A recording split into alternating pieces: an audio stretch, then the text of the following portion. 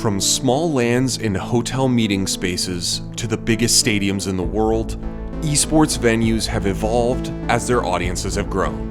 And that rings true with fan conventions, which have exploded in popularity both in physical size and their place in the cultural mainstream. There is one place, one special weekend every year, where the two have been woven together, layer by layer, for over a decade.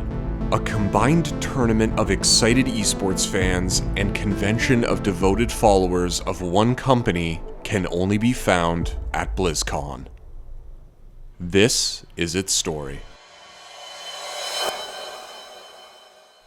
Blizzard Entertainment started as a small company called Silicon and Synapse in 1991 with the intent to make computer games, a modest beginning backed by co-founder Mike Morhaim's grandmother. I borrowed $15,000 from my grandmother. $10,000 went into the company, $5,000 went into my bank account, and that's pretty much what I lived off of for the next 2 years. It was a very small space, about 600 square feet, and right out the gate we started working on ports of Amiga and Mac titles. Though the company primarily worked on porting other companies' games until 1993, those early years allowed them to define themselves as a company first. I think that sort of the pre-Warcraft Orcs and Humans era of Blizzard really allowed us to grow the talent pool at the company. By 1994, the company was renamed to Blizzard Entertainment. Their first original titles like Rock and Roll Racing, The Lost Vikings, and Blackthorn were critically acclaimed, but it wasn't until the release of Warcraft Orcs and Humans that Blizzard garnered a reputation in the greater game development landscape. Warcraft 1 was such a hit that Blizzard really became a known developer. Everybody in the industry went, wow, it became Game of the Year, and that raised a lot of eyebrows. And the second year, they weren't any longer the new kid on the block. It wasn't that Blizzard invented or even reinvented the real-time strategy genre with Warcraft, but as would become a pattern for the company, they managed to put together an example of the genre that captured the minds of their audience. Warcraft 2 and 3 would iterate on that concept and grow the fictional world of Azeroth. All the artists, we played Warcraft 1 and Warcraft 2, but we had all these questions about the world. So we bugged Chris so much. And he broke out these acrylic paints. We looked at him and we're like, what are you painting? And he painted a map of Azeroth on the wall. And it was just his way of saying, guys, this is the map of the world. But inspired by games like Ultima Online and EverQuest, there had always been an impulse to give players a different perspective to play from. We kind of envisioned one day we would want to bring the universe of Warcraft to life in sort of a persistent universe game that you could be an individual character within this living, breathing world. Released in 2004, World of Warcraft was the result of a rapidly growing development team putting in years' worth of overtime to bring Azeroth to life in a way that fans of the Warcraft series had yet to experience. By the end of the project, we had 60 people on the team. And it took us 5 years to make. Like Warcraft Orcs and Humans, WoW was not the first massively multiplayer online role-playing game, but it would go on to be the biggest. I think it shocked and surprised people. It changed the way people thought of things. It changed the social aspects of gaming and took it to an entirely different level. We had planned to have 1 million users within the first 12 months of the game. We had those first 1 million users within like 3 or 4 months. It was truly amazing as how big a success it became. I think that caught everyone off guard. That release and the massive cultural phenomenon it became were the reason that BlizzCon could happen at all. Blizzard had always had a following born from their popular titles in Warcraft, Diablo, and StarCraft, but it was WoW's success that catapulted the company to the forefront of PC gaming. I had one of those moments, I think everybody had one of those moments like, oh, now we've made it, and that was BlizzCon. It's important to remember that at the time of WoW's release, the gaming landscape was very different from what it is today. RTS games were usually 1v1 or 2v2. FPS games typically had a maximum of 32 players in a server at once, and a majority of gamers were used to a single-player experience. Unlike their other titles, WoW encouraged players to seek out allies, and those allies often became friends outside of the game. After all, at release, you needed 40 players online, all at once, to complete the hardest content that WoW had to offer. WoW fans don't mess around. I mean, they take World of Warcraft seriously. How many of you have played World of Warcraft?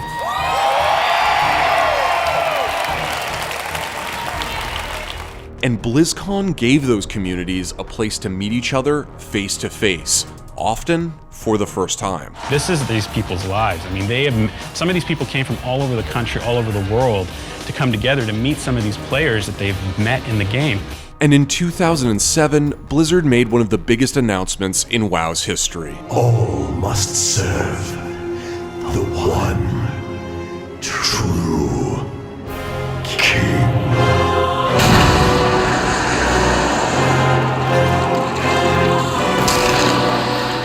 WoW's Wrath of the Lich King expansion brought back fan-favorite Warcraft 3 character Arthas, and would go on to represent the absolute peak of the game's popularity and cultural relevance as, near expansion's end, the game averaged about 11.5 million subscribers. There must always be a Lich King. Even today, WoW announcements continue to be a mainstay, and BlizzCon's opening ceremony has played host to some of the game's biggest reveals. I am pleased, and also a little bit nervous, to announce the development of a classic server option for World of Warcraft. And most exciting cinematics. Ours is a cycle of hatred. Alliances forged and broken. We have paid the price for sharing this world. And we have forgotten what makes us strong. Whether as a source for updates on the future of the game, or a place to meet friends new and old, World of Warcraft remains a pillar of BlizzCon. That inaugural BlizzCon in 2005 featured 8,000 attendees, a bevy of fan events, previews of upcoming content, and a closing concert by The Offspring. I had no idea that one day I would be standing up here welcoming almost 8,000 people to our very first BlizzCon. It was not televised, and there was no live viewing option outside of physically being at the convention center in Anaheim, California. This is an opportunity for you to meet our developers and speak with them, to learn a little bit about how they perform their craft, and about how Blizzard goes about making games. And even though this initial BlizzCon was considered a success, it still wasn't clear that the event should be an annual one. Thank you again for coming, and welcome to BlizzCon. Although Blizzard chose not to hold BlizzCon in 2006, 2007 saw the convention grow to over 13,000 attendees, while 2008 introduced a new way to enjoy BlizzCon as a pay-per-view event on DirecTV. It's BlizzCon live on DirecTV. While BlizzCon was making strides, Blizzard was bringing another of their popular titles back, and this time trying to do justice to the competitive community that had sprung up behind it. Hell, it's about time. While BlizzCon itself may never have existed without World of Warcraft, the tournament aspect of the convention would become invariably entwined with another game, a game that had simultaneously been reshaping competitive video gaming.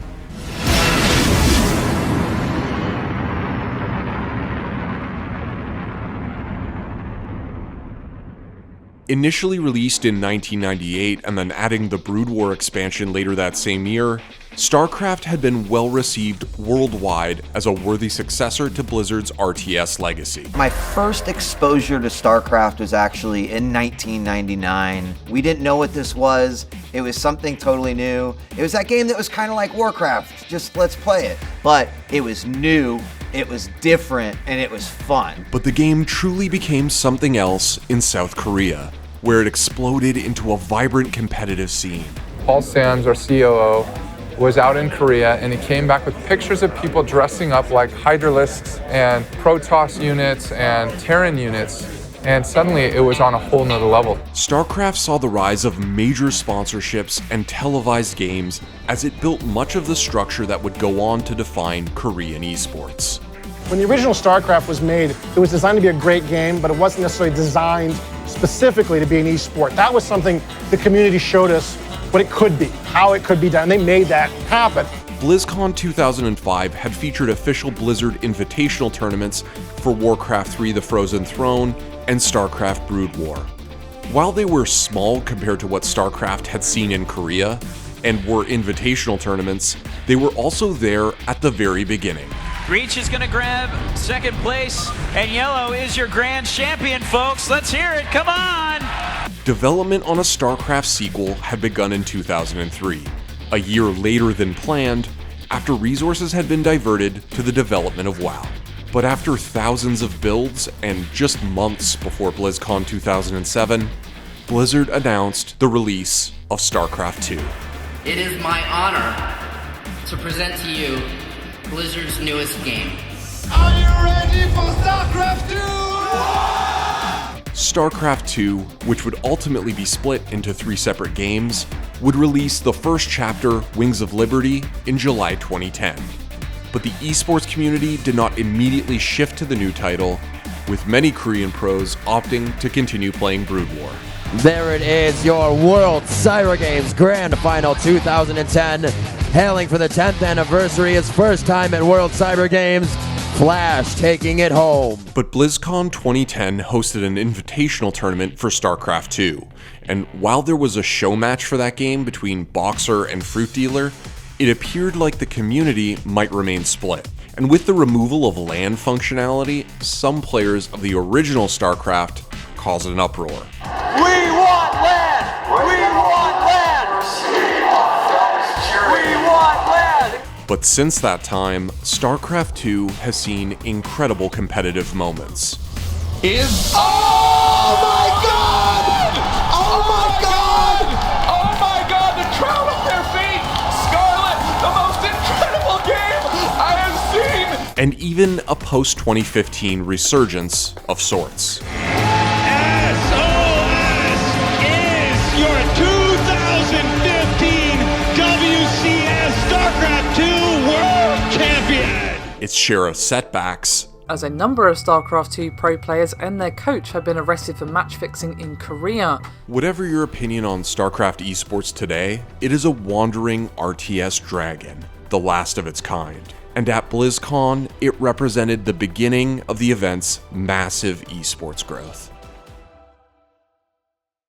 Getting tickets for BlizzCon in 2008 had been a nightmare, and by 2009 it was clear that the convention needed even more space and more ways for fans to experience it. With the release of Wrath of the Lich King, WoW was at the height of its popularity, and both StarCraft and Diablo's unreleased sequels were generating hype. The growth and complexity and scale of the games we're making, that has been outpaced by the number of people around the world that are interested in playing our games. The convention expanded to 4 halls, allowing even more tickets to be sold. But for the first time, fans could watch online with a virtual ticket that they could purchase. This is BlizzCon 2009 in Anaheim, California. The biggest gaming company in the world, Blizzard, is putting on a huge celebration for their fans. It wasn't quite like being at the event itself, but fans no longer needed to scrape together details on their favorite games. Diablo 3, StarCraft 2, it's about time, and World of Warcraft. 2010's StarCraft tournament whet the appetite of fans who, in 2011, packed the hall to watch an exhilarating final series between Nestea and MVP. GG! MVP wins! BlizzCon 2011! MVP! I don't believe it! But BlizzCon didn't happen in 2012. Instead, there was a Battle.net World Championship tournament where the StarCraft 2 and WoW Arena tournaments were held. It was esports, but it wasn't BlizzCon. What Blizzard fans did get in 2012 was the highly anticipated sequel to the Diablo series.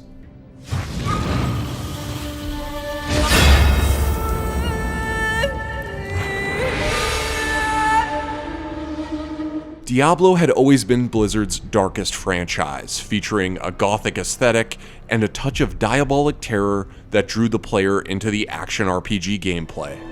Since the dawn of time, a perpetual war called the Eternal Conflict has raged between the hosts of the high heavens and the legions of the burning hells. 1996's Diablo, the first game in the series, quickly became a fan favorite, and sequel Diablo 2 released only 4 years later in 2000. Who then shall be saved? As usual, Blizzard did not invent the ARPG genre, but they honed it into an addictive and accessible package. But if you were a Diablo fan when Diablo 3 was announced in 2008, you had a long time to wait. 4 agonizing years of updates as the game continued development. Our goal is to get it out by the end of 2011. Right now, we're in spring. We're right around our second alpha and pushing towards internal beta. When it released on PC and Mac in May 2012, the lack of an offline single-player mode caused controversy. This was only heightened as the dreaded Error 37 prevented players from properly connecting to the game's authentication server. Nerd! The game, while not maligned, felt like a less punitive Diablo 2, adding little to the genre. The 2014 expansion Reaper of Souls did quite a bit to change that perception, and the addition of ranked seasons gave players a reason to push their characters and skills harder than ever before. When BlizzCon returned in 2013, it was clear that the event, like Blizzard Entertainment itself, was going through massive changes. Blizzard Dota. The inspiration for this map goes all the way back actually to the original StarCraft. Perhaps you guys have heard of a map called the Aeon of Strife. This is the map that really started everything. The rise of what we now call MOBAs had not gone unnoticed to Blizzard. The original Defense of the Ancients had, after all, been a mod for Warcraft 3.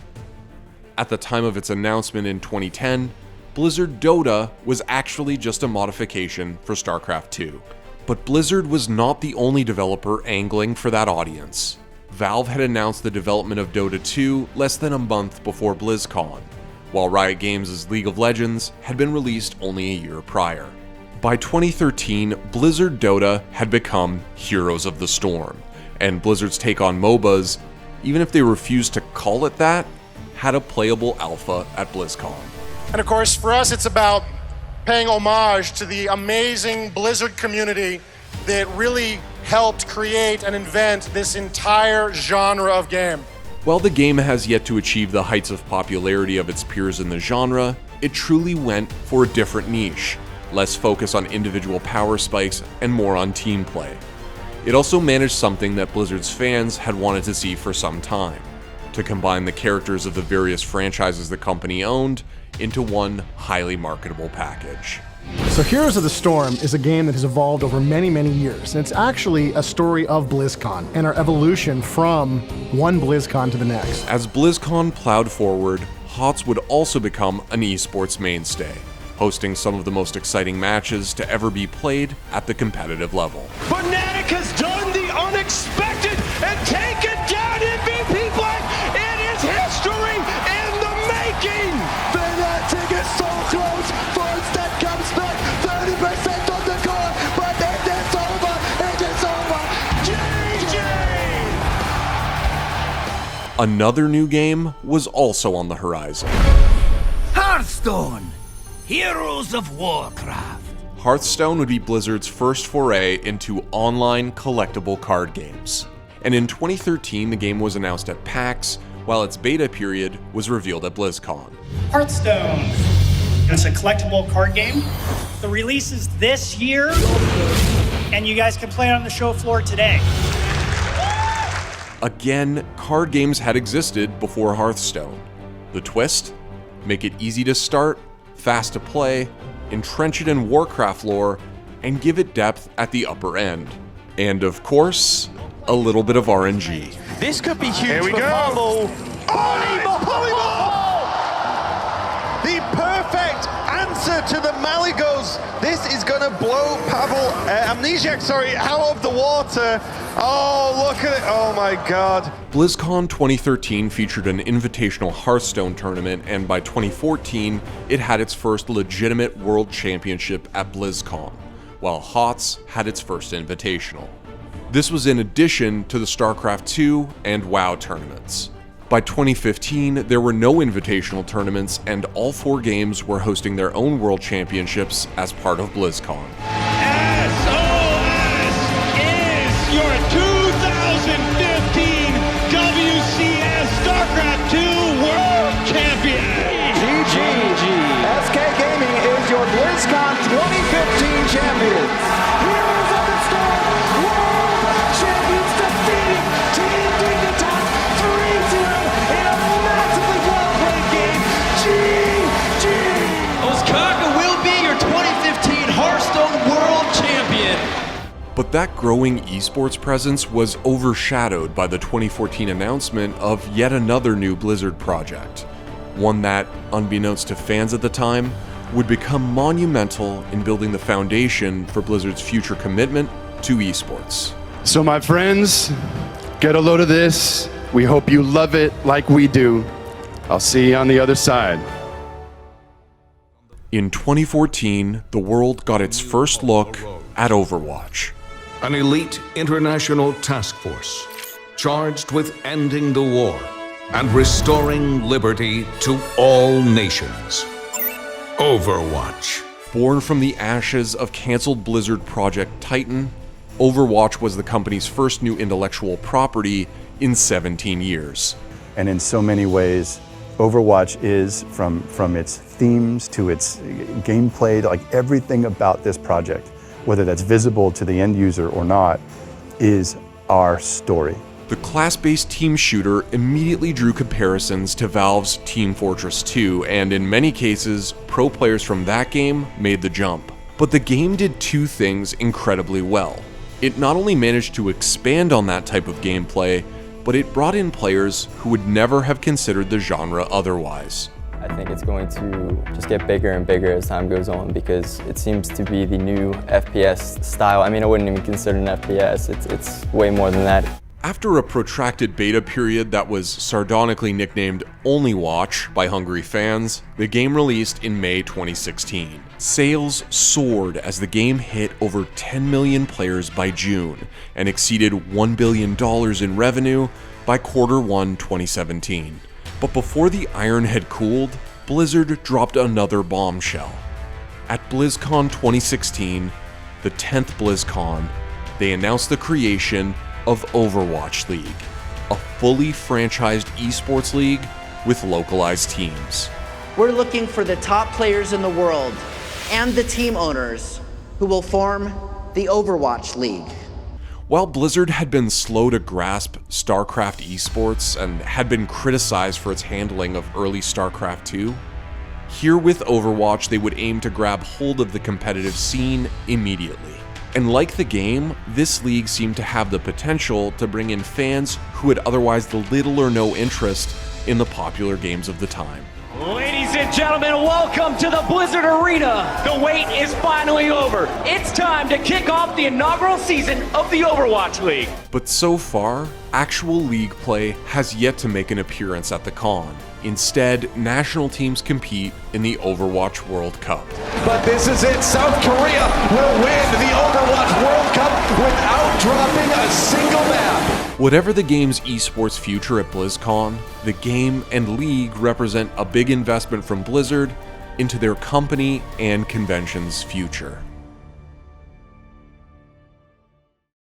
The Anaheim Convention Center, which has always hosted BlizzCon, is now regularly packed. The halls are filled with both fan events and esports competitions. Hello and welcome to the World of Warcraft World Championship. But however Blizzard handles esports moving forward, that unique blend of fans is unlikely to go away. How many of you have played World of Warcraft? With the successful initial season of Overwatch League, a resurgent World of Warcraft, and a Diablo announcement extremely likely, BlizzCon 2018 will bring fans out of the woodwork yet again. BlizzCon! BlizzCon! BlizzCon! And as long as Blizzard fans are hungry for more, there will be a place every year for them to find it. Thanks for watching. If you want more great content just like this, be sure to hit the subscribe button.